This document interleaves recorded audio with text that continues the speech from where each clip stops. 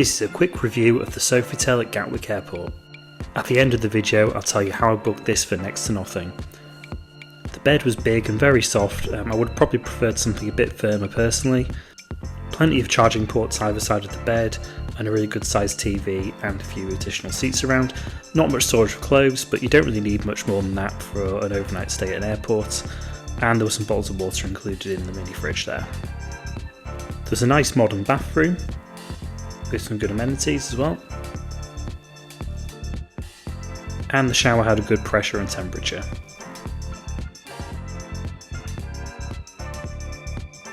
Our room actually had runway views, which was great to see a few planes coming into land. So some of the rooms do face outwards like this, whereas others face inwards in towards the courtyard area where the reception is. I'll show you some of that area in a little bit. Down in reception as well, there are some bars, restaurants. Didn't use any of that, just with it being an airport stay. We arrived quite late, just checked in, had a sleep, and then we were up early in the morning to head straight to the airport, so didn't really make too much use of those facilities, and I imagine most people staying probably wouldn't as well. So yeah, nice lobby area, and then from this area there's the walkway that goes directly to the North Terminal entrance of Gatwick Airport. It's all a sheltered walkway as well, so no worries if the weather isn't very good too. If you're departing from the South Terminal, there's a shuttle that goes every 3 minutes from the entrance to the North Terminal, so no matter which terminal you're going at, super easy and really convenient place to stay. Overall enjoyed it and I'd recommend it. So how did I book this for next to nothing? The reason we were staying in Gatwick was to fly to Orlando the next day to go on a holiday. We were looking to do that booking with British Airways Holidays, so I've been pricing it out. And originally I was just going to do the standard BA holiday booking where you put in your dates of travel and it'll automatically find your flights and your hotel. And then I was just going to book the Sofitel separately.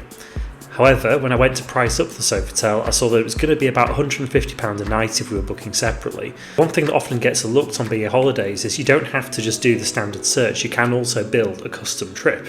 So if you go and select the custom option, you're then taken to a menu where you can separately put in hotel and flight details, and you can use this to build kind of complex itineraries that might involve stops at multiple places and put them all in one booking.